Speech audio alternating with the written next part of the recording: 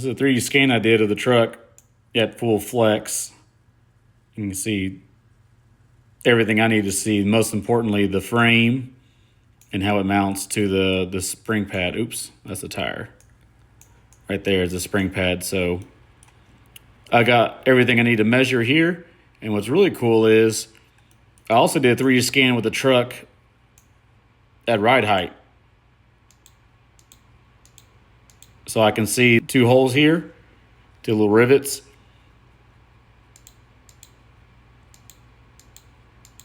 So everything matches up, and then that's how much the spring moves and everything.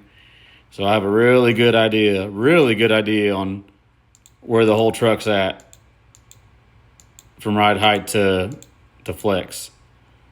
And now I can just import the bump stop and then start designing. So I got my Sharpie mark right here in the frame. That way I can line everything up with the Schrader valve where I wanted it. And then now I can go ahead and look and see how this sits on the strike pad as far as how the positioning is and location. I need to get rid of some of the mesh so that we can see better. But, you know, point is I can see where it's going to hit. And then I can just simply go ahead and turn on the compressed view where I'm at full bump and move this up. And I can also see exactly where I'm going to hit. Tire's in the way. I'm going to delete this tire. But the point is, I can see I need to make a little extension here on this cast steel bump strike pad. So unless I go ahead and move this bump in a little bit, which I got room to move in. So this is the beauty of everything, of just seeing where things are at before I even bother building the bracket. It's starting to get dark. There's sun setting, but then again, technically I'm still making progress. Cleaned up the mount quite a bit. It looks a lot better. Streamlined, rounded off, and then added the gussets for the back, of course. Little panel to weld in. Basically, this is what it looks like. Plasma cut this piece out, and then those little tabs. And then as far as what it looks like in the frame, this is what it looks like. Ride height. So what it's supposed to hit to. And of course the axle is going to move back whenever it moves back to about the center of this, because it's where the springs are. And then with the truck at full flex, this is where it's at. Move the bump stop up, and that's basically where it's going to hit. The front springs are a bit softer than the rear springs. That tire's still got halfway more to go in there, but point is that's got nothing to pivot on, so it's not going to keep compressing. It's already maxed out into the firewall, and look at that bump stop is sitting on its own weight.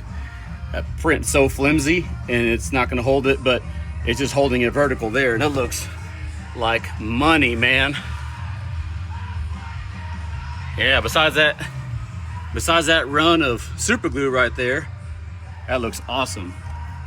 Centered up on the spring pad really well, like that. It can move a little bit left and right. It's not gonna hurt nothing. Oh yeah.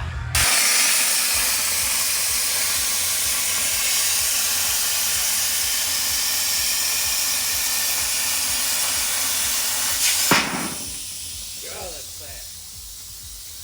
Man, you can't get no better than that.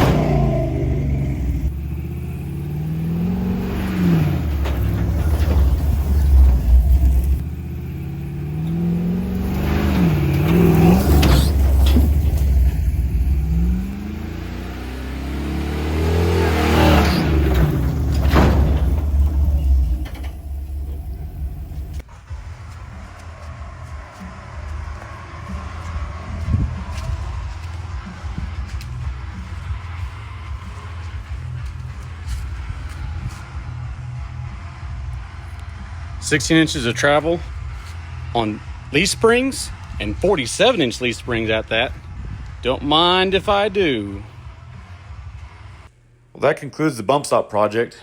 I appreciate you made it this far into the video to watch it all the way through, but that's basically the process and the workflow I had for building these bump stop brackets.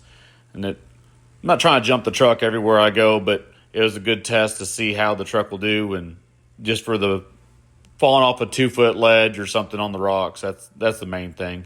And so far, it's made a world of difference compared to the old rubber bump stops.